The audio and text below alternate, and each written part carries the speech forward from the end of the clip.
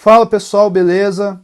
Mais uma vez, Eric aqui com os meus amigos Francine Galbier e André Valeriano, continuando a nossa conversa com o professor Davi Magalhães, da FAAP, da PUC, do Observatório da Extrema-Direita, que ele mantém junto com o professor Guilherme Casarões. O Davi é especialista em Oriente Médio e estávamos em uma conversa em torno das conjunturas que envolvem o mundo árabe, o Islã, a diplomacia, enfim.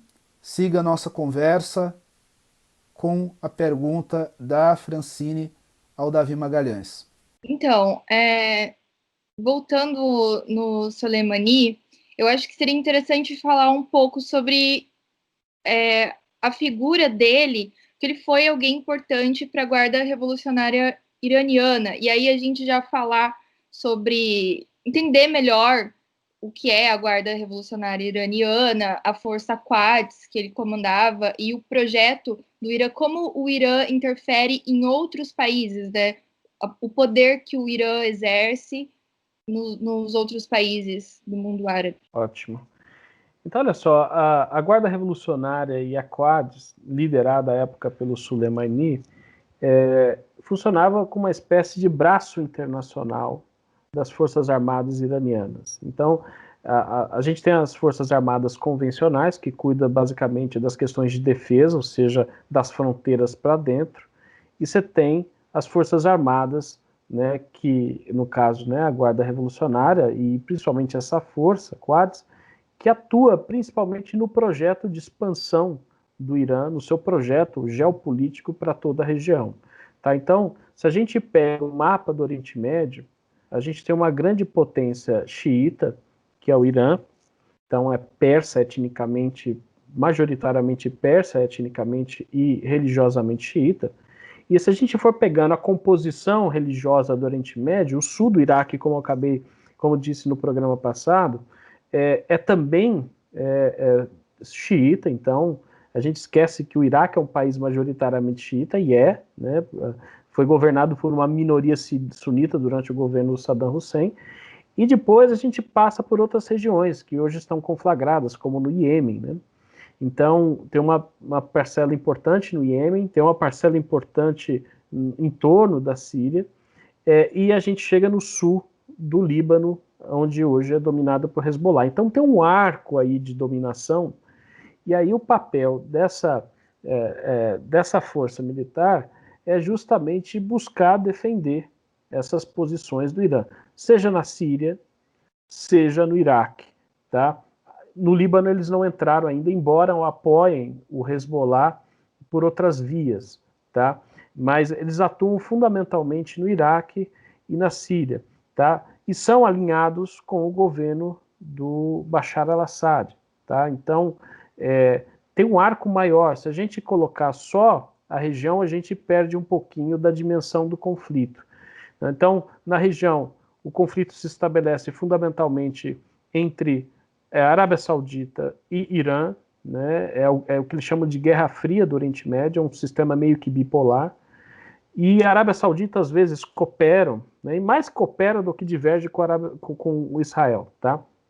Mas a polarização se dá principalmente entre Irã e Arábia Saudita. E o Irã, por sua vez, apoiado por Rússia, em menor medida por China, tá? Então, a esse primeiro, vamos pensar em nível de círculos concêntricos, né? No nível mais regional, né, a gente tem essa confrontação Irã-Arábia Saudita. E no nível internacional, a gente tem as grandes potências tentando explorar o conflito regional, utilizando, como a gente falava na Guerra Fria, de proxy war, né, guerra por procuração. Então a Rússia vai apoiar o Irã, e o Irã, por sua vez, apoiar a Síria, né? Isso envolve todo o conflito que acontece na Síria desde 2011. E, por sua vez, no lado saudita, a gente tem o apoio digamos que irreversível quase, a Arábia Saudita pelos Estados Unidos. Tá? Então, os Estados Unidos é um parceiro de longa data da Arábia Saudita, da monarquia saudita. Tá? Então, a gente tem essas duas grandes superpotências tentando instrumentalizar esse conflito à sua maneira, um apoiando a Arábia Saudita e outro apoiando o Irã, né, que se estende ali até a Síria, né? Então, essa força em particular, ela atuava nesse projeto, esse projeto que é conjugado com uma força internacional que é a Rússia, né, e que visa justamente a proteger os interesses do Irã, seja no Iraque, seja na Síria. Tá? Então, é uma espécie de, vamos chamar assim, um braço internacional dos interesses militares iranianos. Eu acho que a gente poderia aproveitar, então, e falar um pouquinho da Síria. Na verdade, assim, entrando na questão da Primavera Árabe, começou lá na Tunísia, daí se espalhou, e parece que a Síria entrou no olho do furacão de um jeito que tem a guerra civil hoje, que se estabeleceu, e o Bashar al-Assad continua no poder, certo? E a Rússia exerce ali uma pressão muito forte e consegue manter ele no poder. Eu queria entender, então, melhor, acho que a gente poderia falar um pouquinho da Síria, como está a situação hoje, como estão posicionados os grupos de conflito hoje dentro da Síria. Ótimo. Olha só, a Síria é um caso muito parecido com o da Líbia, né? Parecido em algum sentido, porque era um país relativamente estável, liderado por uma figura autoritária execrável, os dois, né, tanto al-Assad, Bashar al-Assad quanto o Gaddafi, e que houve uma intervenção salvacionista do Ocidente com vistas a trazer a democracia, né? Então, é engraçado, né, que às vezes conservadores defenderam essa visão revolucionária, né, de levar a democracia por força de trincheiras, de baionetas, que é uma obra de engenharia social, né? Ou seja, você vem com o modelo pronto de cima para baixo, o pessoal fica citando num dia Burke, de outro depois vai defender imposição da democracia como obra de engenharia social. Então vai lá, vamos trazer a democracia para a Líbia, vamos trazer a democracia para a Síria. O que virou a Líbia hoje? A Líbia é um estado completamente falido. Você olha o território da Líbia, está totalmente dominado por grupos terroristas. Para vocês terem uma ideia, o Brasil tinha uma embaixada em Trípoli e teve que mudar a sua embaixada de Trípoli, capital da Líbia, para Tunis. Tamanha instabilidade. Tá? E parte dessa estabilidade, dessa anarquia, patrocinada pelo Ocidente. Começou, quando chegou a guerra civil na Síria, gerou um debate muito grande. E aí? Né? Inclusive, à época, Hillary Clinton era secretária de Estado do Obama. Devemos ou não devemos intervir? Né? Havia todo... Em relação ao Egito, isso era mais forte ainda, né? Porque o Mubarak era um parceiro importante dos Estados Unidos.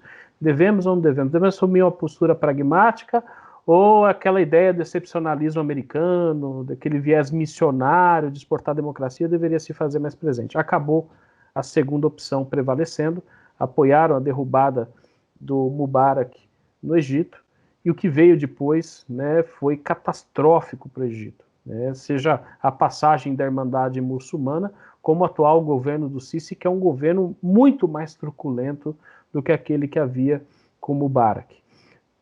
A Síria, a mesma coisa se colocou. No momento que começaram as manifestações contra o Bashar al-Assad, os americanos hesitaram menos, porque o Bashar al-Assad é um inimigo histórico dos Estados Unidos. Em geral, as repúblicas árabes, né, do Partido Baath, que é o Partido Nacionalista Árabe, Socialista Árabe, né, sendo mais rigoroso, tanto no Iraque quanto na Síria, são inimigos históricos dos Estados Unidos.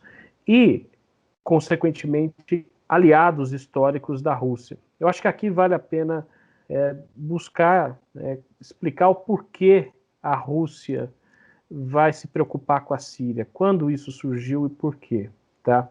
E aqui eu faço uma rápida, pretendo ser breve, eu sei que sou um pouco prolixo, uma breve digressão histórica. A Rússia, historicamente, vive procurando acesso ao Mediterrâneo. Isso está desde a política externa dos czaristas, Catarina Grande, o Pedro, depois o Alexandre. Você pega o século XIX, as guerras do Império Turco-Otomano com o Império Czarista eram em torno do acesso ao Mediterrâneo, controlar os estreitos turcos. Por quê? maioria dos portos russos congelam no inverno, eles não têm portos de água quente. Então a saída pelo Mediterrâneo, além da posição estratégica do Mediterrâneo, daria a possibilidade de um porto de água quente. Não conseguiu, né? Passou a Primeira Guerra, não conseguiu, veio o governo bolchevique, mudou essa prioridade. Depois o Stalin tentou, após a Segunda Guerra, acesso e exercer influência na Turquia, não adiantou, a Turquia virou enclave ocidental durante a Guerra Fria, e aí os soviéticos decidiram mudar a estratégia. E na década de 70, o governo do Brezhnev vai se aproximar do pai do Bashar al-Assad, que é o Hafez Assad, para tentar exercer influência na Síria, fazer um acordo de cooperação com a Síria, para eles terem acesso ao Mediterrâneo pela Síria. Tá? Então a Rússia vai construir 2 portos, o mais importante desses portos é o porto de Tartus, uma base naval em Tartus, que passou a dar à União Soviética, à Rússia, acesso ao Mediterrâneo Oriental. E desde então o governo sírio passou a manter uma relação de clientela, principalmente no campo de armas, né? O governo sírio vem recebendo desde o final da Guerra Fria armas soviéticas e posteriormente russas, e isso se manteve, essa realidade, até os anos 90. Anos 90 é colapso da Rússia, né? Boris Yeltsin, é um período de atrofia do poder russo, é um período de transição traumática. E o Putin, quando ascende, ele vai buscar restaurar o papel da Rússia na ordem internacional. Isso inclui restaurar o papel da Rússia também no Oriente Médio. Isso aconteceu mais recentemente, a partir principalmente do 3º mandato do Putin. Entre 2013 e 2015, houve uma reorientação no sentido do Oriente Médio de represtigiar, na medida que a Primavera Árabe começa a ganhar força na Síria, de apoiar esse governo do Assad. Né? Então não é uma invenção do Putin, né? Essa relação ela é histórica e é um interesse estratégico que a Rússia detém naquela região há muito tempo. Tá? E esse apoio, né, passou a ser pessoal, né? Ou seja, presencial, boots on the ground, né, como os americanos falam. A partir de 2015, a presença da Rússia na Síria vai ser importantíssima para derrotar o Estado Islâmico. Né? Então, importantes cidades no norte da Síria vão ser expulsas pelas forças russas, né, junto com os curdos, né, os peshmergas, né, outras organizações civis sírias, né, vão atuar para expulsar, mas a presença russa ali vai ser fundamental, né, não porque a Rússia preze apenas pela estabilidade do governo, queira a estabilidade regional, é porque existe uma correlação muito forte entre o partido Baath da Síria, que transcende o Bashar, já era estabelecido pelo filho do pai do Bashar al-Assad, e que revela os interesses da Rússia naquela região. Então, a facilidade com que passou uma resolução no Conselho de Segurança na Líbia, a gente não vai encontrar na Síria, porque na Líbia a Rússia não tem interesses. Então ele não veta lá. A Rússia não vetou nada na Líbia, se absteve na resolução de responsabilidade de proteger, que garantiu a intervenção ocidental e derrubou o Gaddafi.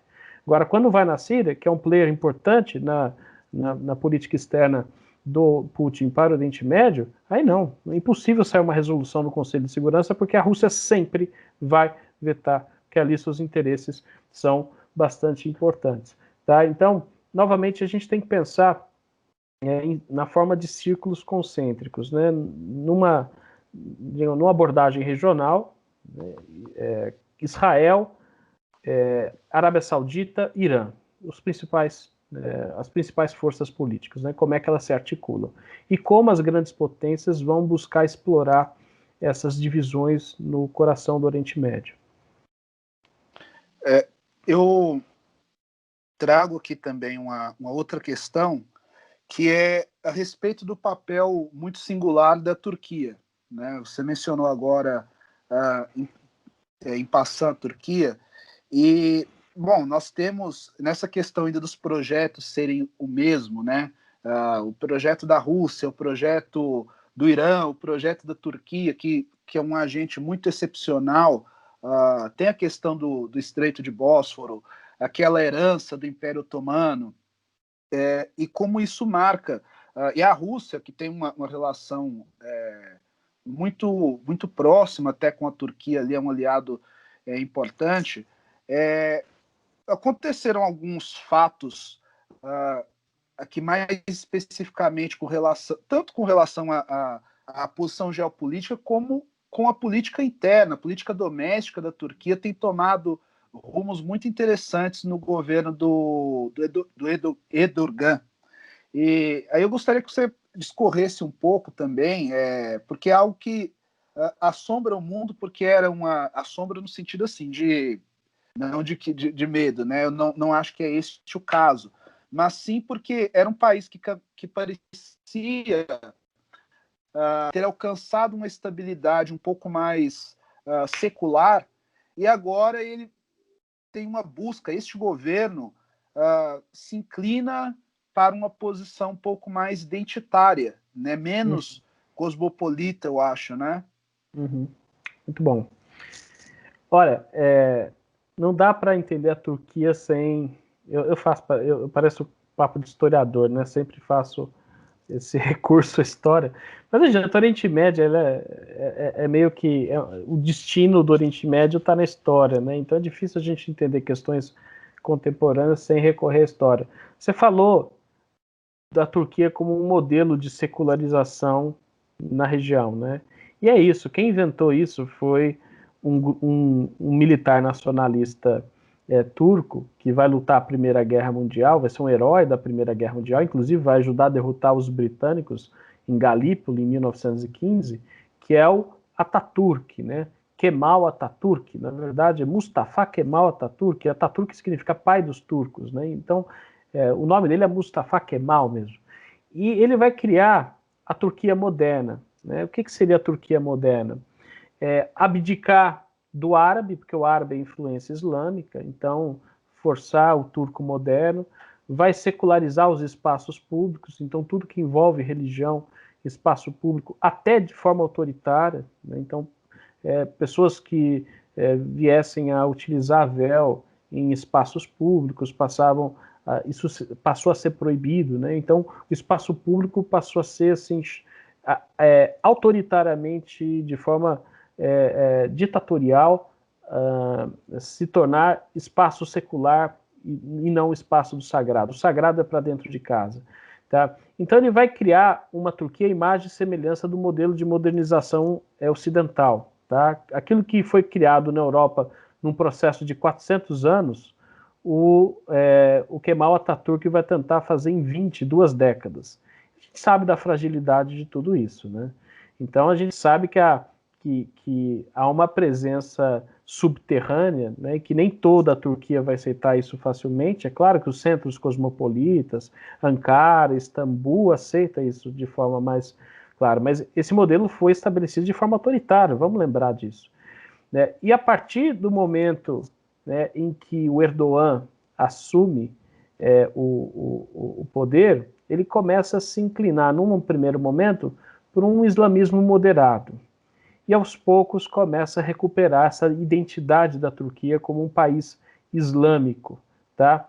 Ao mesmo tempo turco, mas é uma espécie de nacionalismo religioso que está em voga no mundo, que a gente vê, por exemplo, na Índia, do Narendra Modi, que vai identificar o nacionalismo hindu com uma cepa fundamentalista do hinduísmo, que eles chamam de Hindutva.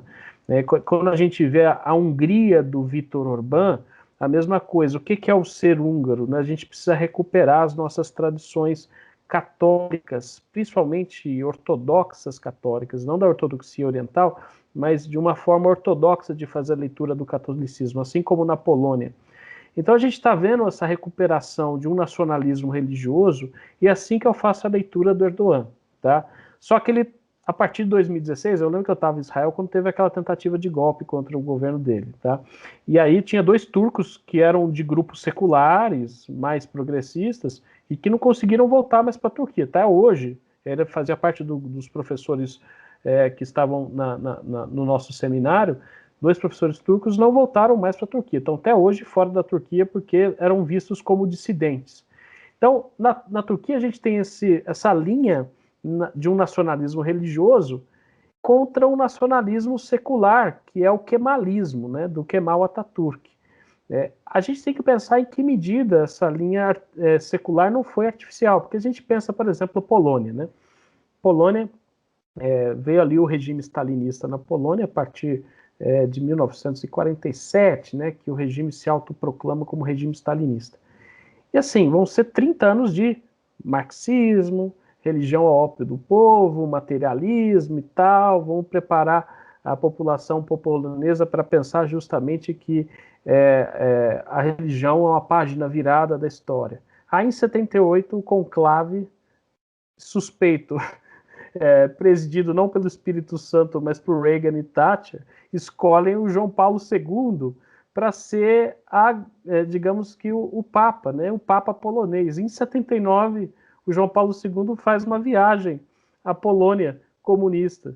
E não sobra um lugar para oxigênio na rua, porque as pessoas se abarrotam em Varsóvia para prestar reverência àquela figura histórica que é o Papa, né? Ou seja, são 2000 anos de dominação espiritual da igreja, né? Contra 30 anos de marxismo imposto de cima a baixo, né? O que vai prevalecer? Essa Polônia estava adormecida.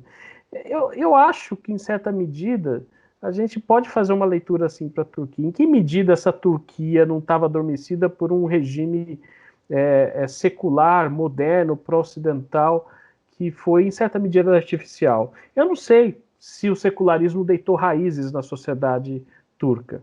É uma coisa muito recente diante de todo o legado da história que é a Turquia, né? São 5, 6 séculos de Império Turco-Otomano, né? Dessa associação do sultanato, né? Então a ideia do sultão, da política e a figura do Erdogan inspira um pouquinho. Se o Putin lembra um pouquinho aquela união do poder absoluto com a Igreja Ortodoxa, do czarismo, o Erdogan lembra um pouquinho essa união, né, do sultanato, né, que é do islamismo com o poder centralizado. Então, não sei se isso é uma recuperação de uma Turquia profunda, né, que nesse momento em que os nacionalismos religiosos estão aflorando, passa a aflorar também na Turquia. Acho que a Turquia precisa ser melhor estudado, né? Mas eu não tomo o secularismo como uma decisão final, né? O ponto final da história turca é o secularismo. A gente está vendo que tem uma margem muito grande para se pensar uma identidade turca, não otomana, turca, mas religiosa. Tem. Está acontecendo no mundo inteiro. O Brasil está virando quase aqui uma Arábia Saudita neopentecostal, então, por que não? Eu queria aproveitar, já que entrou na Turquia, e queria te perguntar, na verdade, sobre a situação dos curdos, porque os curdos também não têm Estado e rola uma perseguição na Turquia contra eles, né? A Turquia lançou um projeto antiterrorista, uma coisa assim. Queria entender um pouquinho melhor sobre a situação dos curdos e por que tem uma perseguição contra eles na Turquia. Perfeito. Olha só, os curdos, a gente fala muito dos palestinos, né, como uma nação sem Estado, e dá pouca atenção, acaba dando pouca atenção para os curdos, né? É uma nação com 16 milhões de pessoas e sem qualquer Estado. É a maior nação sem Estado do mundo, os curdos. Eles estão estabelecidos em diversos países do Oriente Médio. A maior parte dele na parcela oriental da Turquia, né, na chamada Península da Anatólia. Tem uma porção importante no norte do Iraque, todo o norte do Iraque é curdo.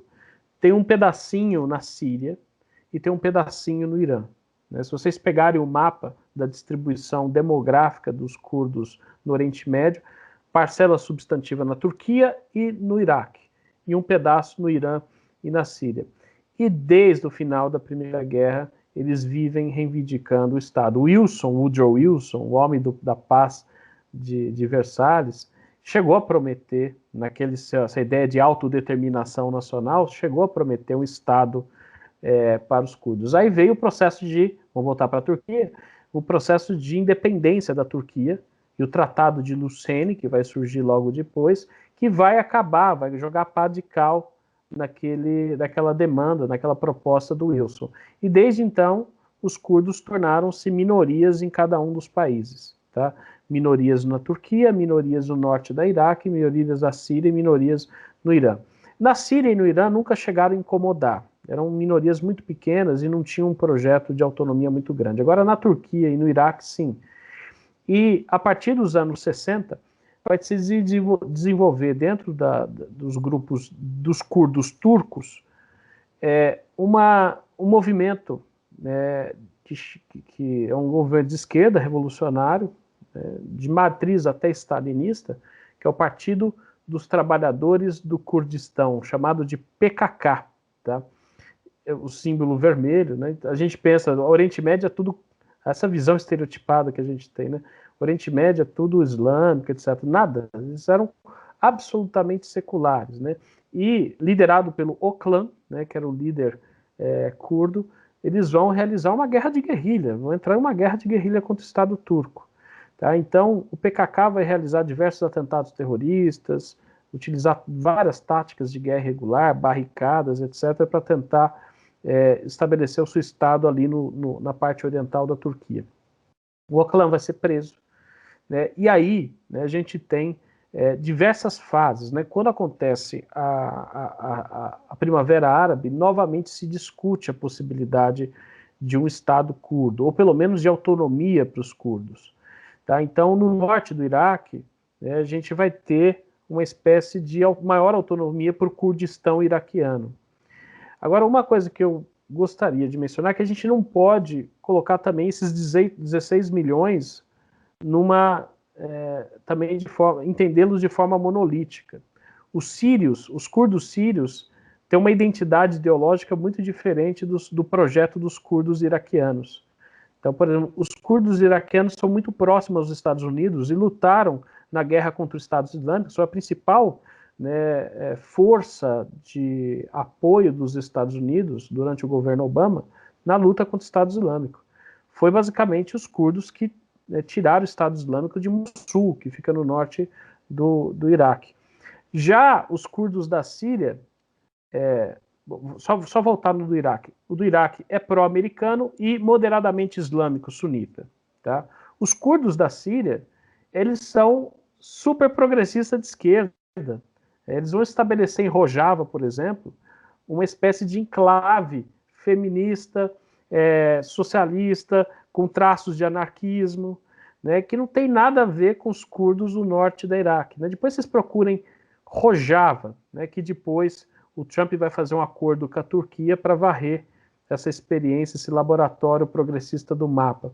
Tá? Estados Unidos sempre se metendo, né? Sem dúvida. Né? E assim, esse é um dos grandes dramas, né? Eles não conseguem resolver ali seus problemas por conta própria, né? Sempre tem interesse das grandes potências. Se a gente voltar ao caso palestino, o único momento em que evoluiu um debate bastante eficaz, próspero, de paz, foi no começo dos anos 90, porque os americanos, nos chamados Acordos de Oslo, não participaram do fundamental. Então, foi em Oslo. Foram 12 ou 13 reuniões que aconteceram em Oslo sem os americanos saberem. Reuniões secretas entre o OLP e o governo israelense. Aí o Clinton tomou conhecimento e falou assim, que isso, está surgindo um tratado de paz ali em Oslo? Não, vamos trazer para os Estados Unidos. Aí o Bill Clinton saiu na foto, né, como promotor, mas na verdade, isso está no livro do Avishai, né, o grande historiador israelense, que chama o Muralha de Ferro, esse livraço, o primeiro livro que tem sobre o conflito árabe-israelense foi escrito por esse historiador, Avishai. E ele mostra lá que toda a discussão do desenho do Acordo de Oslo, né, que foi a melhor coisa que surgiu na década de 90 nas relações internacionais, foi decidido em reuniões secretas, dezenas de reuniões secretas entre líderes israelenses e líderes palestinos, sem a presença americana, porque a presença americana acaba inclinando a decisão para o lado israelense. E aí o tratado nunca fica equilibrado. Então, quando o acordo foi traçado em Oslo, com uma figura verdadeiramente neutra, que era o governo norueguês, o tratado avançou. Não é um tratado perfeito, ele não foi finalizado, a gente terminou em Oslo II, mas isso mostra como a presença americana ela mais prejudica do que ajuda esses acordos, porque vem com peso muito forte, mas muito forte do apoio israelense, né, desse E assim, é isso, né? O Oriente Médio é vitimado pelo interesse das grandes potências. O Oriente Médio foi desenhado pelo interesse das grandes potências. Se a gente pega todas as fronteiras do Oriente Médio, elas são desenhadas após a Primeira Guerra Mundial, quando França e Inglaterra dividem o Oriente Médio em duas áreas de influência. A França vai decidir, eu vou ficar com Síria e Líbano, o Reino Unido vai decidir que vai ficar com Palestina, Jordânia e Iraque. É o Tratado Sykes-Picot, de 1917. Né? E aí, tem um livro chamado A Loucura de Churchill, é muito bizarro, né? Porque o Churchill não era primeiro-ministro britânico, ele era ministro das colônias nesse momento. Em 1921, Conferência do Cairo, o Churchill vai pegar uma caneta, e desenhar o mapa do Iraque. Eu tive na fronteira com a Jordânia e a Arábia Saudita, e depois vocês olhem no mapa, a fronteira da Arábia Saudita com a Jordânia é um ângulo de 90 graus, que os próprios jordanianos nunca entenderam aquilo. Eles chamam de The Churchill's Hiccup, que é o soluço de Churchill, porque aquilo não se explica, a não ser o Churchill no brunch dele, bebendo, passando a linha, e de repente ele soluça e faz um rabisco no mapa. É óbvio que isso não aconteceu, mas revela a arbitrariedade como as fronteiras foram desenhadas. Você pega o Iraque, o norte do Iraque é curdo-sunita, o centro do Iraque é árabe-sunita, o sul do Iraque é árabe-xiita. De repente o Churchill coloca todo mundo e fala assim, tudo bem, hoje vocês vão acordar sendo iraquianos, tá bom? Tapinha nas costas, fiquem com Deus, hoje vocês são iraquianos, se vira aí com essa identidade nacional que a gente está inventando para vocês. Aí depois você explica por que o Estado Islâmico vai lá, passa na fronteira do Iraque com a Síria e diz o seguinte, acabou a conspiração de Sykes-Picot. Porque o Oriente Médio moderno, ele é fruto, né, da participação colonial, não dá para entender o Oriente Médio sem isso. Né? Por que o Iraque é o Estado, depois que os americanos invadem e destroem o Estado, a ditadura do Saddam Hussein, por que aquilo vira uma guerra civil? Porque aquilo não foi feito para ser um Estado naturalmente, não veio de baixo para cima, como os conservadores gostam, né? A ideia de uma evolução orgânica, né? Como aconteceu a construção dos Estados Nacionais da Europa, de baixo para cima. Foi o Churchill que sentou e falou assim, o Iraque vai ser isso daqui. E assim foi. Né? Eu não vou falar nem do que foi a partilha da Palestina, que foi feita em 3 meses. 3 meses, o comissário britânico entregou para a ONU, precisava fazer a votação da partilha da Palestina rápido, e passou em cima de milhões. Não houve consulta de palestinos, não houve consulta dos sionistas. Né? Os britânicos queriam entregar a Palestina rápido, entregaram um projeto de partilha para a ONU e jogou a batata quente nas costas, no colo da ONU para resolver. E aí, enfim, a gente está vivendo esse problema até hoje, né? A gente tem que lembrar, a Inglaterra e o Churchill é visto por seu papel fundamental que teve na Segunda Guerra Mundial, mas vamos lembrar o Churchill inteiro, né? O Churchill que ajudou a criar essa obra de engenharia social no Oriente Médio, muito por interesse dos britânicos no Golfo, né, que era uma região onde estava começando a aparecer petróleo, a marinha estava substituindo o carvão pelo óleo, então isso explica a razão, explica muito dos conflitos hoje. É quase que um pecado original. Aquilo tudo foi desenhado e muito recentemente, né? 1919 a 21. E a Liga das Nações, que era uma espécie de precursora da ONU, foi lá e referendou, por meio de mandatos da Liga das Nações, o mandato britânico da Palestina, da Jordânia, do Iraque, e o mandato francês da Síria e do Líbano. E aí a gente tem, eu diria, né, isso explica a anarquia que é o Iraque, explica boa parte dos problemas na Palestina até hoje. Né? Vamos tirar que é Palestina, etc. Você está lá morando há 300 anos, aí de repente vem um grupo de burocratas que se reúnem, não dá, o pessoal que elaborou o plano da partilha, não dá para colocar numa mão inteira, tá? Não chega a 10. Tá? Então 10 pessoas fizeram um desenho lá, e de repente ele decide o destino de milhões de pessoas. É complicado, né? Isso é engenharia social. É uma obra bizarra. E nisso daí, eu imagino que, bom, o colonizador, posso colocar esse nome, né? O colonizador europeu, que fez aí o mesmo que fez na África, bom, ele enxergava aqueles nativos como um bloco monolítico, que é exatamente o que Uhum. nós fazemos, e isso tem sido essa foi uma expressão recorrente ao longo das suas exposições, porque assim, são povos do Oriente, nós ocidentais interpretamos todos como árabes, Uhum. e não por características muito que justifiquem isso, isso não parte de um conhecimento da cultura árabe, mas sim pelo fato de que são islâmicos, sendo que muitos nem islâmicos são. Nós temos ali drusos, enfim, católicos maronitas, e eu acho curioso, porque Ateus, seculares. ateus, seculares, e assim, nós sempre interpretamos também os motivos como relacionados à fé islâmica, ignorando, enfim, N conjunturas.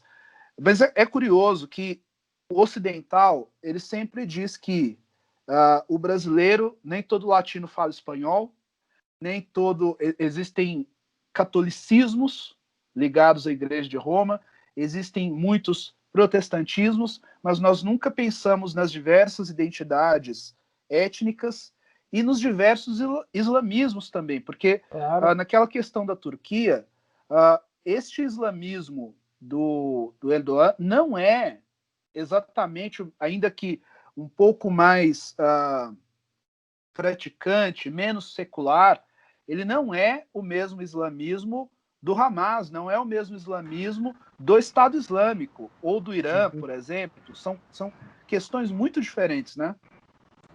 Total, né? Eu vivo lutando isso com meus alunos, nas minhas pesquisas, contra essa visão essencialista e monolítica. Né? Essencialista porque, olha, por exemplo, porque árabes e muçulmanos nunca vão se dar bem mesmo, então vão brigar até o final da vida.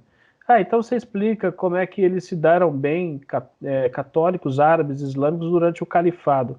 Como se davam bem, relativamente bem, até antes da construção, o plano de partilha. Conviviam, tinham problemas pontuais, não havia uma guerra organizada na Palestina. Tá? Então, aí me explica também, né, por que, por exemplo, a Al-Qaeda nunca atacou Israel e o Hamas nunca atacou os Estados Unidos? São dois grupos sunitas. Né? São dois grupos sunitas, com projetos políticos completamente diferentes. O projeto do Hamas está vinculado com o Estado palestino. Tem nada a ver com a construção do uma UMA, que é o califado. O projeto da Al-Qaeda é um projeto muito mais ambicioso, que é de derrubar os estados modernos no Oriente Médio e substituir isso por uma estrutura, por uma grande corporação que dali dos séculos 8, 7, 8. Então, são dois projetos completamente distintos. Eu estou utilizando dois grupos que são sunitas, o Hamas e a Al-Qaeda. E agora, se eu colocar o Irã, Iraque aí no meio, não, por exemplo, o Iraque era um país nacionalista e secular, que estava muito confortável com a ideia de Estado-nação ocidental, secular, criado na esteira do secularismo do Nasser, do pan-arabismo, da ideia de terceiro mundo. Né? Então, Síria, Iraque, Egito, em certa medida Líbia, tinha outra formação que era nacionalista, secular. A OLP também, Organização para a Libertação da Palestina, não tem uma gota, né, de tinta derramada sobre religião em tudo que a OLP escreveu. Era uma organização nacionalista e secular. Tá? Então, até na atribuição, isso após o 11 de setembro ficou muito frequente, né? Se você atribuir a figura do islâmico ao terrorista. Tá? Se é isso, por exemplo, como é que você explica que a segunda organização que mais realizou atentados terroristas suicidas na história é uma organização hindu que fica no Sri Lanka, são os Tigres do Tamil. Eles inventaram até bote-bombas, eles foram os inventores do cinturão bomba. A gente tem aquela visão de que o islâmico ele faz o atentado terrorista suicida porque vai ter as virgens. Lá, Arnaldo Jabor, né, tem as virgens esperando, então a gente precisa realizar porque a gente não valoriza a vida. E aí esquece que também o PKK, que é um grupo marxista, secular e nacionalista, realizou diversos atentados terroristas suicidas e não tem nada de religioso. Quem que os terroristas suicidas iam encontrar no céu? A Rosa Luxemburgo? O que justifica você utilizar para os muçulmanos essa lógica e não para os hindus e não para os seculares? Então, assim, eu acho que isso perturba a análise, cria uma cortina de fumaça que impossibilita a gente entender que o problema, de fato, ele é político, às vezes guerra por recursos, é um problema material e situado historicamente. Essa ideia de que, esse pessoal briga, né? Você escuta isso muito em jantar familiar, né? Aqueles almoção de domingo, né? O tiozão lá de Araçatuba chega e fala assim, o pessoal briga desde sempre, né? Nunca vai ter paz. Não briga desde sempre. Né? A gente tem, pelo contrário, o histórico é muito mais de comunhão do que de briga. A briga desde 47, 48, se for de palestinos e israelenses, briga desde 48. Né? Então, eu acho bastante simplificadora a análise que faz a compreensão da política através desses blocos religiosos. Não vai entender nada no Oriente Médio se olhar apenas por esse viés, né, que é engessado e que, na verdade, eu vejo como uma cortina de fumaça. Né? Assim, árabes e israelenses nunca vão se dar. Então, se é isso, não precisa pensar solução de paz. O problema está dado, é um problema de essência, não tem solução política que venha a colocar um fim no conflito. Eu acho que não. O problema é muito localizado. E se é localizado, tem solução no campo da política. Senão, só a lobotomia coletiva seria a solução para resolver o problema, não é? Sim. Davi, eu tenho uma pergunta para você. Você citou, no caso, os grupos terroristas que atuam no Oriente Médio, entre eles o Hamas. A gente teve recentemente, anos recentes, o caso do Estado Islâmico. Eu queria saber de você como funciona a dinâmica geopolítica da região, tendo como um dos players também, que também, de certa forma, são importantes dentro do jogo geopolítico, esses grupos terroristas. Como funciona esse jogo geopolítico, tendo também nesse meio, nesse xadrez, no caso, nesse campo, os grupos terroristas que atuam? Eu queria só emendar uma coisinha, que no mesmo sentido, indo de encontro com o que você expôs agora há pouco, você acha que o fortalecimento desses grupos e o surgimento de muitos grupos tidos como terroristas também é uma resposta à intervenção do Ocidente? De certa maneira, é uma resposta que eles encontraram para essas intervenções? Tá bom, muito bom. Olha só, vamos tentar situar eu vou utilizar aqui a expressão da Francine, os tidos grupos terroristas. Eu não quero criar grandes polêmicas aqui, mas a gente precisa situar esses grupos no tempo e no espaço. Vamos lá.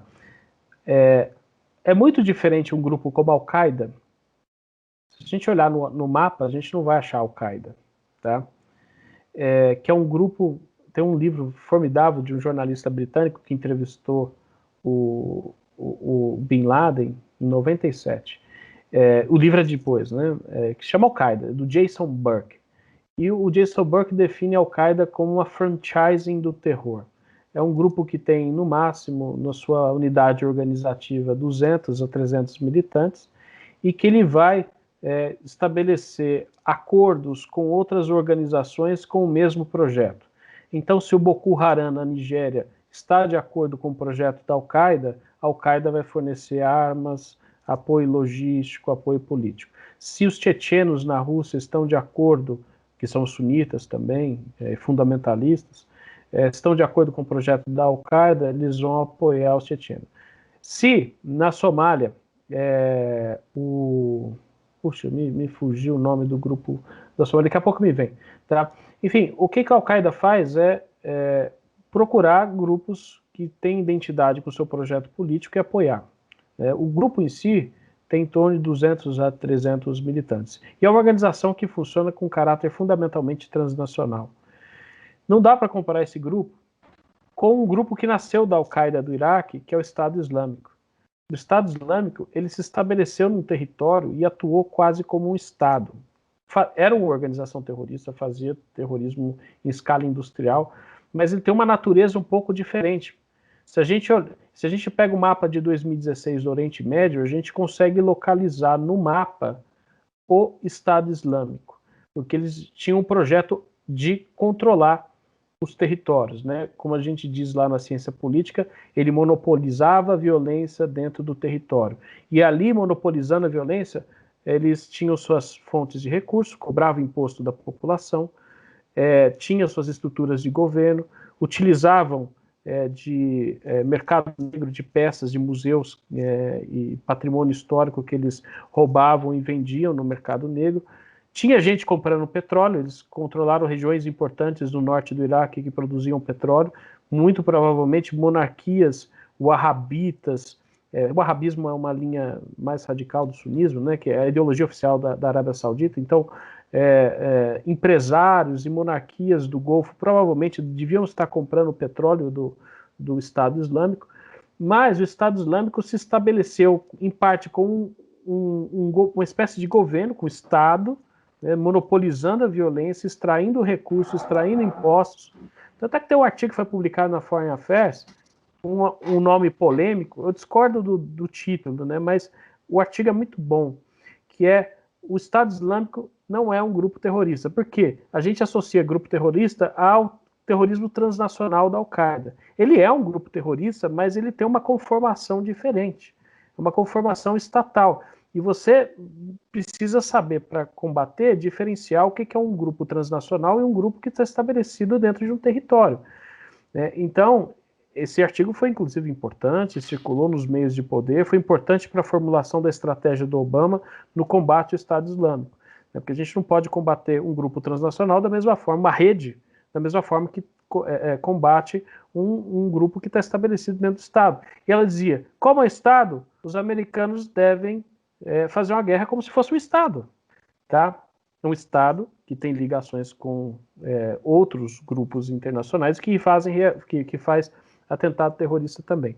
Então, a gente pega esses dois grandes grupos, né? O Estado Islâmico hoje basicamente se recolheu, né? É possível que se regenere, mas foi derrotado no seu projeto de construção de um califado no Oriente Médio. Tá? O projeto político da Al-Qaeda e do Estado Islâmico era muito parecido, tá? Nos fins, tá? Muda os meios, né? As concepções táticas são diferentes, mas os fins são parecidos.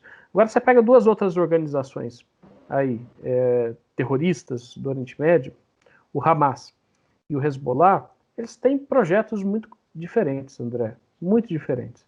Tá? Então, professor, mas o Hezbollah, no caso, também tem uma atuação partidária, né? Isso, aí eu quero chegar nisso, tá?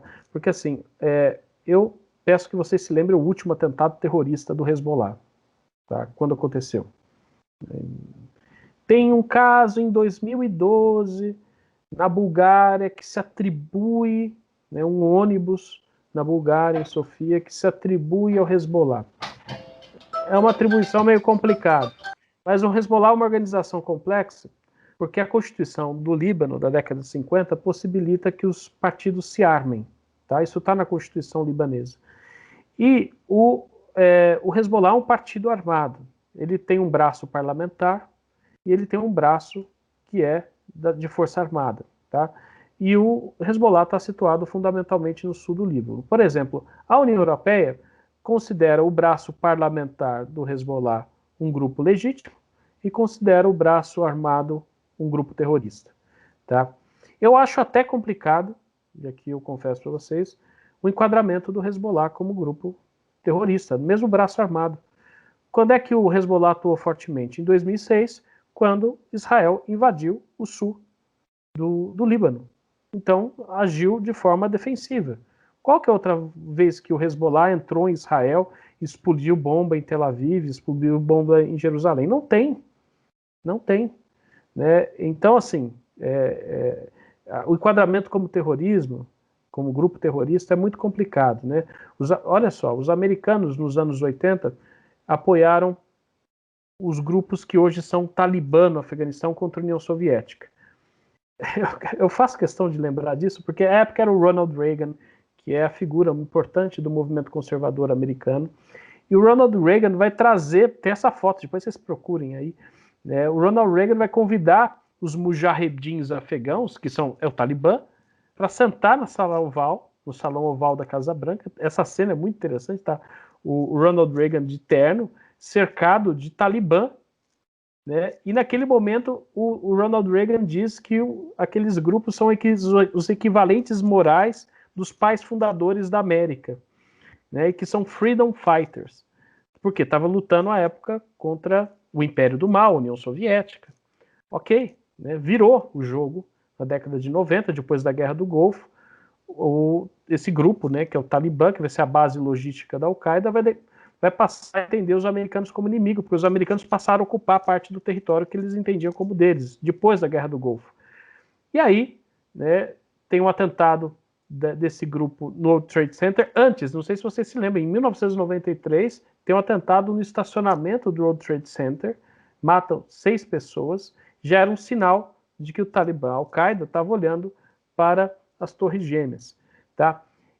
Um pouquinho antes de acontecer isso, os Estados Unidos já tinham transformado o Talibã em grupo terrorista. Então, é questão de 7, 8 anos, ele era um grupo de libertação nacional, o equivalente moral do Jefferson, Jay, Hamilton, assim, o equivalente moral dos pais fundadores da América, e passou a ser um grupo terrorista. Então, assim, esse enquadramento ele é muito complicado, né? Porque a palavra terrorismo vem carregado com uma conotação política e negativa muito grande, tá? E eu sou favorável a uma compreensão objetiva do que é grupo terrorista, tá? Eu sou tanto da mesma forma contrário à ideia de que Israel é um estado terrorista, assim como o Hezbollah é um estado terrorista. O Hezbollah acorda de manhã pensando em terrorismo, almoça pensando em terrorismo, janta pensando em terrorismo. O Hezbollah só é possível pela fragilidade do Estado libanês, primeiro, né, porque vinham as guerras, depois da Guerra Civil, todo o sul do Líbano ficou destruído. E quem vai reconstruir o sul do Líbano? Né? E fundamentalmente o Hezbollah. Creches, escola, hospital. Ele vai construir legitimidade. Claro, é uma estratégia política. Ele constrói legitimidade no sul do Líbano. E aí vinha o Israel, depois de 2006, invadiu o sul do Líbano. Quem vai defender os libaneses? Não existe forças armadas libanesas. O governo já é uma ficção lá. Teve a explosão agora em Beirute. E depois o Macron chegou antes da autoridade governamental visitar os escombros. O Macron estava lá presente antes. Então, o Estado libanês é uma ficção. Né? Existe um Estado paralelo e forte no sul do Líbano, que é o Hezbollah. E o Hezbollah ele tem uma participação parlamentar muito importante. Né?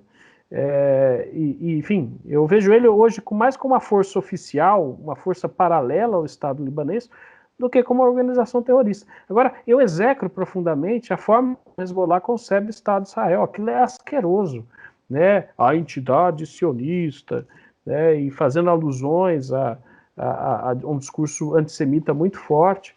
Né? É uma organização antissemita, asquerosa, eu diria, né, com características fascistas mesmo. Mas daí ser terrorista é outra história, porque terrorismo tem uma definição, e eu vivo lutando isso na minha disciplina de segurança internacional com meus alunos, para ter uma visão bastante definida, senão a gente vai chamar terrorista todo mundo, ou aquele que é o nosso inimigo de ocasião, né? O nosso inimigo de turno. E aí a gente perde a objetividade científica. O Hamas é um caso mais complicado. O Hamas, eu acho que a classificação de grupo terrorista cabe bem, por mais que também tenha participação no parlamento. O Hamas foi eleito em 2006, uma coisa curiosa, né? Porque esse negócio desse discurso ultrademocrático do Ocidente, assim, a União Europeia e os Estados Unidos falam assim, Palestina, vocês precisam fazer eleição, democracia ocidental, eleição, tal, regras, urna, voto, etc. Foram lá e elegeram o Hamas. Eles queriam que elegesse o Fatah, que era secular, nacionalista, mais moderado. Os palestinos foram lá com toda a comunidade internacional fazendo a fiscalização no processo. Foi limpo. Hamas venceu as eleições. Não, aí não dá, né? É só bom quando ganha quem... É que nem o Lenin, né? Quando fez a Constituinte na Rússia, né? Fez uma Constituinte, ele elegeu... Foi um monte de gente da oposição. Falou, não, vamos dissolver essa porcaria, porque a eleição é só bom quando vence aqueles que a gente gosta, né? É isso, venceu o Hamas. Né, e aí isso gerou uma guerra entre os palestinos, né, porque a autoridade palestina, o Fatah não vai aceitar, e aí vai dividir. O Hamas vai tomar por força a faixa de Gaza, e a Cisjordânia vai ficar com controle do Fatah. Até hoje está isso, né? O Fatah controlando a Cisjordânia, o Hamas controlando a faixa de Gaza. O Hamas ultra-religioso, violento, e o Fatah um governo secular, mas decadente, corrupto. Mas essa questão foi colocada lá atrás. Então, voltando, né, na sua pergunta, que eu já nem lembro, já fiz tantos desvios, mas eu não esqueci, perdi. Eu perguntei se você achava que esses grupos também, o fortalecimento deles é uma resposta à intervenção do Ocidente. Assim, é de grupo para grupo, né? Eu acho assim que, no caso do Hezbollah, é uma questão de Israel com o Líbano, sabe? O Hamas também, de Israel com o Líbano. Eles acabam maldizendo os Estados Unidos por conta da aliança automática que existe dos Estados Unidos com Israel. Mas não houve atentados do Hezbollah contra americanos, e não houve atentados do Hamas contra americanos. Houve do Hezbollah contra americanos quando os americanos estavam ocupando o sul do Líbano, atacado as embaixadas. Mas aí é de ocupação. Os americanos estavam ocupando o sul do Líbano durante a Guerra Civil. Em 1983 aconteceram duas explosões importantíssimas. É quase que o ato fundacional do Hamas. Explode o QG o francês e o QG americano. Né? Então, nesse momento. E o Reagan decide tirar as tropas americanas do Líbano. Né? Então, eu acho que é muito mais uma questão regional e política pontual do que geral. Até estrategicamente, né, do ponto de vista político, é equivocado. Né? O Hamas abriu uma frente de guerra contra os americanos. Para que vai atacar os Estados Unidos? Né? Que nem eu. Quando teve o atentado, não sei se vocês se lembram, né, dos irmãos Tamerlan nos Estados Unidos, né, naquela corrida que teve, eram 2 tchetchenos. E aí eu estava em sala de aula, dando uma aula sobre terrorismo quando isso aconteceu, e os alunos perguntaram: e aí, professor, tem a ver com os grupos de libertação da Chechênia? Eu falei assim: olha, eu não sei ainda, não tenho informações suficientes, mas eu vou lançar uma hipótese com base no que a gente está estudando. Qual que é o objetivo político de um país, de uma região que está lutando contra a Rússia, fazer um atentado contra os Estados Unidos? Né? Não tem razão de ser. Tanto é que os tchetchenos, os rebeldes tchetchenos, não reivindicaram nada. Né? Porque se faz o atentado, tem que reivindicar, porque isso dá força política para a organização. Né? E não, no final das contas, viram que os irmãos Tamerlan estavam ali, são lobos solitários, sem vínculo nenhum com a organização. O problema deles é com a Rússia, eles querem libertação nacional da Federação Russa. Então, assim, tem algumas questões que são pontuais, de caráter territorial, político, e que os países, a intervenção ocidental, ela é perniciosa, mas eu não consigo... eu vou utilizar uma expressão do Carl Schmitt, pensar a relação amigo-inimigo a partir da interferência ocidental. Alguns casos, sim. Nesses, especificamente, não. Pensando no Hamas e o Hezbollah, principalmente. Eles não gostam dos americanos. Né? Principalmente porque os americanos apoiam Israel. Mas o problema de primeira ordem é Israel. Se a gente pegar até a década de 50, os americanos tinham um prestígio ainda no Oriente Médio. Quando o Nasser decidiu nacionalizar o canal de Suez, o Eisenhower vai atuar para acabar com a guerra de França, Inglaterra e Israel contra o Egito. É um momento de ainda, os americanos tinham uma visão mais positiva no Oriente Médio. Começa a deteriorar depois da Guerra do Yom Kippur, que os americanos passam a se alinhar automaticamente a Israel. Tá? Aí tem até um texto brilhante de 2 acadêmicos da Universidade de Harvard, que é o Walt e o Mearsheimer, num livro chamado Lobby, de Israel, que comenta do grupo de pressão israelense nos Estados Unidos. E ele vai dizer ali que esse grupo pressiona a política externa americana por uma área de interesse longe dos interesses estratégicos. Só tem queimado os Estados Unidos esse alinhamento automático.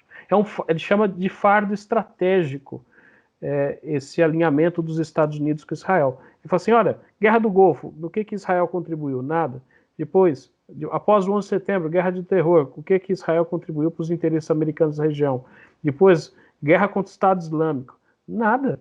né, ajudou a prejudicar a imagem dos Estados Unidos no Oriente Médio. Isso sim, essa aliança ela é perniciosa nesse sentido. E até o Russell Kirk, né? Você conhece muito bem, Eric, o Russell Kirk. Naquele livro lá, sobre a prudência, né?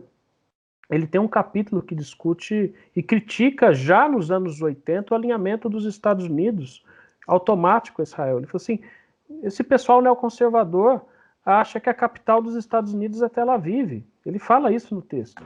Tá? Então, novamente, denunciar isso não é ser esquerdista. Eu estou citando o Russell Kirk para me defender aqui. Não, e inclusive, eu me lembro aqui de aulas, inclusive, em que nós nos debruçamos sobre aquele lobby feito no Congresso americano, o lobby que o Estado de Israel exerce, inclusive por meio de organizações ali supostamente não governamentais, mas que financia este tipo de atividade. Aqui, eu acho que a gente...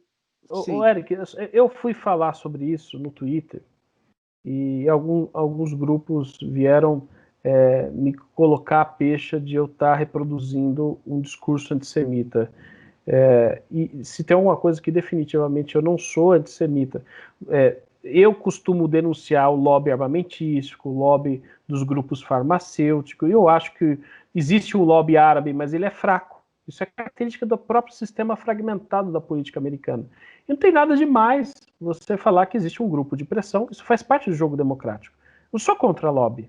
Eu sou de forma alguma, lobby faz parte. Ele precisa acontecer à luz do dia. O lobby não pode virar tráfico de influência. Mas o lobby é parte da democracia. As universidades fazem lobby nos Estados Unidos. Os grupos evangélicos fazem lobby nos Estados Unidos. O lobby sionista é um lobby legítimo. Agora a gente pode fazer uma avaliação se esse lobby ele é favorável ou não aos interesses americanos na região. E essa é a leitura que eu faço. Tá? Porque quando eu fiz essa leitura, eles falaram assim, está sendo conspiratório, porque essa ideia de uma elite, dos protocolos dos sábios de Sião, dos judeus controlando o mundo. Esse lobby ele é estudado e eu cito uma organização que todos os presidentes americanos candidatos vão falar nessa organização antes de terminar a corrida eleitoral. E pode ver que o Joe Biden vai para lá, todos, que é o AIPAC, a principal organização lobista sionista. Vai republicano, vai democrata, vai independente, até o cara do Partido Comunista Americano, que se houvesse, iria para o AIPAC, porque é uma organização muito forte de lobista. É lobby. Agora, isso não quer dizer que isso denote algum tipo de antissemitismo da minha parte. Não, eu não vejo de forma alguma dessa maneira. Né? Eu defendo que eles o não Estado negam, né? Eles não negam. Eles não negam que é uma relação legítima. Isso é um pouco também uma leitura de alguns grupos aqui. Enfim, eu teria aqui outras tantas perguntas, né? O André também, essa conversa muito rica, né? Como sempre. Eu vou aqui deixar as portas abertas para outras participações. Para encerrar aqui, eu queria que você falasse a respeito das suas últimas iniciativas, o que você anda escrevendo, e sobretudo, e pode falar à vontade, eu queria que você falasse a respeito do Observatório da Extrema-Direita. Eu sei que talvez fuja do tema proposto aqui, mas foi uma iniciativa excepcional e muito bem-vinda, né? Obrigado pela oportunidade, Eric. Enfim, como eu disse, eu tenho redirecionado minha área de pesquisa retomando um pouco o que eu tinha pesquisado durante o meu mestrado. Então, principalmente agora, discutindo qual que é a diferença de uma direita radical, um populismo reacionário para grupos neonazistas, neofascistas, né? Que lugar a alt-right, a subcultura da internet, da alt-right, desempenha nesse enquadramento? Porque eu vejo que muito se perdeu com essa polarização, essa militância, né? Então, você colocar a pecha de fascista, e geralmente a palavra fascista vem acompanhada de exclamação, né? Assim como terrorista, virou muito mais um xingamento, e você perde o critério objetivo. Então, assim, a minha preocupação foi de buscar encontrar um pouquinho numa certa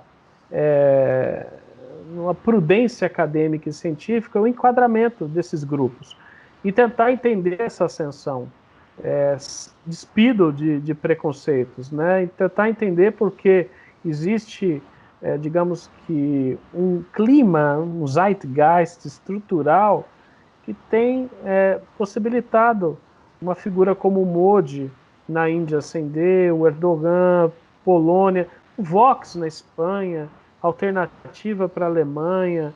Então não é um fenômeno, digamos que isolado, que está no Brasil e nos Estados Unidos.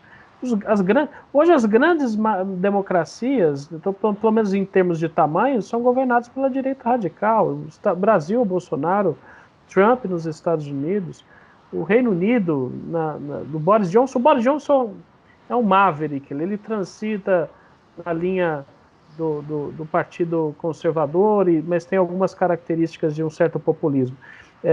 Mas a Polônia, a Hungria, a Rússia, né, a Índia, a Polônia e a Hungria são grandes democracias, a Rússia e a Índia também, né? Então, assim, isso me levou a me debruçar, né, sobre esse tema. Eu tenho lido, tenho participado de congresso, tenho escrito, né, tá para sair um artigo meu e do Guilherme Casarões sobre como a hidroxicloroquina vai se tornar uma panaceia na mão dos populistas, né, não só do Trump e do Bolsonaro.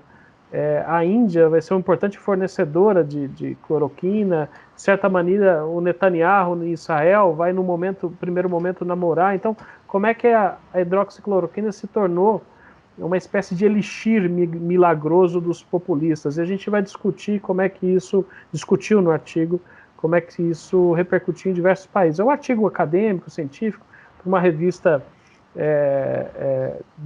científica mesmo, mas assim, a ideia é dar um tratamento mais elaborado, menos desapaixonado por um tema que tem sido objeto de bastante fla-flu. E o Observatório da Extrema-Direita nasceu, estou dando essa optativa na PUC, né, uma disciplina optativa sobre a ascensão da extrema-direita há 2 anos. Então, o Observatório nasceu, eu criei uma página no Facebook para dar notícias de conjuntura para os meus alunos, vinculados à aula. E os alunos falaram assim, por que você não faz isso publicamente? Né? Porque eu sempre colocava notícias de conjuntura e comentava. Aí eu comentei com um amigo meu, que é o Casarões, da FGV, falei assim, eu estou pensando em abrir uma página no Twitter, vou chamar aí de Observatório da Extrema-Direita. Aí abri uma página, aí a gente pensou, assim, não, isso daqui estava movimentando em pouco tempo, né? A página estava com 10 mil seguidores, hoje a gente está com 21 mil seguidores. Assim, o negócio movimentou muito rápido, porque me parece que faltava um pouquinho dessa análise um pouquinho mais acadêmica, mas sem entrar nessa militância que acaba turvando, né, a interpretação, a análise. E aí se juntou a nós, depois, o Odilon, que é um super especialista no fascismo, escreveu um livro recentemente sobre integralismo, ele estuda o fascismo há muito tempo, né? Então, enquanto a minha preocupação central é mais a direita radical, o movimento nacional populista, o do Odilon é mais os grupos da extrema-direita mesmo, né, fascistas e neofascistas, e ele entrou e a gente teve a ideia de formalizar isso, criar um grupo de estudos cadastrado no CNPq, então virou uma espécie de instituto, né? A gente convidou outros pesquisadores no Brasil e fora do Brasil para integrar esse grupo de pesquisadores. O nosso site está ficando pronto e a ideia é criar um canal de interlocução, não ficar, esse é um problema da academia brasileira, né? Desse pedantismo, fica 5 intelectuais numa salinha escura discutindo a nota de rodapé do Habermas, né? A Escola de Frankfurt, e, enfim, né? E a direita radical, antidemocrática, ocupando os espaços na internet. Então, eles souberam muito bem ocupar esse espaço mais do que ninguém, né? Chegaram antes. O Olavo de Carvalho tem aquele True Outspeak dele desde 2005, depois foi um dos primeiros youtubers de sucesso no Brasil. Então eles ocuparam esse espaço com muita eficiência, né? E os grupos liberais, progressistas, direita civilizada, demorou para ocupar esse espaço. Então, a gente entende que esse espaço precisa ser ocupado E a gente precisa sair desse bolor, né, dessa torre de Babel da academia, da ciência, e abrir um diálogo franco com a sociedade civil, transparente, esclarecendo as diferenças, sem entrar nesses preconceitos grotescos, e ao mesmo tempo produzir pesquisas, né? A gente vai produzir um relatório bissemanal, vai começar a trabalhar com podcast, vai ter um grupo de estudos na PUC, outro na Federal de Juiz de Fora. A ideia também, no futuro, ter um canal, né, no YouTube para facilitar o diálogo, mas pesquisas. Tem um projeto sobre que a gente está pensando sobre o bolsonarismo, né, a natureza ideológica do bolsonarismo, que vai envolver todos os pesquisadores. Então, assim, é um hub, né? Na verdade, é um hub que envolve diversas ideias, publicações, eventos acadêmicos, mas principalmente não perdendo esse contato com a sociedade civil. Eu acho fundamental nesse momento, assim, para ocupar espaço de forma qualificada, né? Já que o debate está qualquer coisa menos qualificado, né? Tá, guerra de tribos irracional, e a ideia do observatório é justamente preencher esse espaço de forma objetiva e qualificada. Então é isso. Tem uma página do Twitter que a gente por enquanto o principal cavalo de batalha, mas o site está ficando pronto, e a gente já está com alguns projetos junto com os outros pesquisadores, só pesquisador de ponta, né? Então o Davi Nemer, que estuda redes sociais e é professor na Universidade de Virgínia. Tem um professor italiano que está dando aula na Federal do Ceará, que é especialista em fascismo, a Isabela Calil. Então, assim, são pessoas que têm produção nessa área, que estão se dedicando a essa área, compreendê-la do ponto de vista científico. Então, é isso. A gente espera que avance bem essa ideia. Eu não estou fazendo um bunker para combater o bolsonarismo, não um think tank de fachada para combater o bolsonarismo. A ideia é que transcenda isso. Se servir, ótimo, né? Ótimo, se servir para a gente virar essa página horrenda que a gente está vivendo na história, ótimo.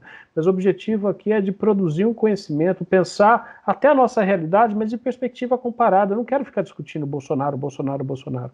Eu quero pensar extrema-direita como fenômeno global, estrutural, né, que é isso que a gente está vendo. Se a gente vai ficar só na nossa paróquia, a gente não vai entender a nossa paróquia, né? Então tem que pensar a nossa realidade interligado com um problema mais amplo, tá? Eu quero aproveitar para agradecer vocês imensamente. Foram 2 horas ótimas de conversa. Agradeço as perguntas, o espaço. E eu quero me colocar sempre à disposição de vocês. Quando vocês quiserem discutir, quiser trazer, a gente traz o Odilon, o Casarões, e vamos discutir direita radical, extrema-direita, de forma objetiva e qualificada. Não, eu que agradeço. Vou marcar já. Sim, não, certamente. Eu sabia que nós teríamos esse resultado, então eu não estou surpreso, né, com essa conversa, e o Vértice está à disposição, e a nossa ideia é exatamente esta. Quando surgiu a proposta aqui do Vértice, que a Francine elaborou a ideia, né, concebeu a ideia, foi justamente isto. Eu havia já rompido com a direita, o André, que é um jornalista que já de uma tendência um pouco mais liberal, agregou, se juntou a nós, a Francine com um viés um pouco mais progressista. Então o Vértice é exatamente este encontro de ideias. Legal. Por isso estamos sempre à disposição. André, Fran, vocês têm algo a acrescentar? Bom, só queria dizer que foi uma baita aula, né? Aula magna. Que é isso. A honra nossa aí do público. Aproveite, que não é todo dia que tem um conteúdo de qualidade. Eu agradeço demais, gente. Obrigado. Rapaz, que aula, hein? De fato, foi uma baita conversa, uma baita experiência. A gente aprendeu, eu, Eric, a Francine, aprendemos muito com o que você disse hoje nesse podcast. Eu acredito também que o público tenha aprendido, tenha escutado bastante coisa e tenha, de toda forma, também levado essas coisas até para estudos futuros. Eu acho que é isso. O Vértice também se pauta para isso, para a gente trazer um conteúdo de qualidade, e hoje não fugiu a regra, né? Gente, Perfeito. muito feliz. Estou à disposição de vocês. E o observatório também. Perfeito. E certamente a gente vai marcar algum específico para falar do observatório e vai ser um prazer recebê-los. Nossa, Bom, ficamos ótimo. por aqui. Muito obrigado ao Davi, muito obrigado a você que nos ouviu ou que nos assistiu no YouTube. Por enquanto é só. Siga o Vértice nas redes sociais, siga o professor Davi e também @Davi Magalhães, né? Você encontra ele, inclusive, nas postagens do Vértice, e também o Observatório da Extrema-Direita. Nos vemos em uma outra oportunidade. Até.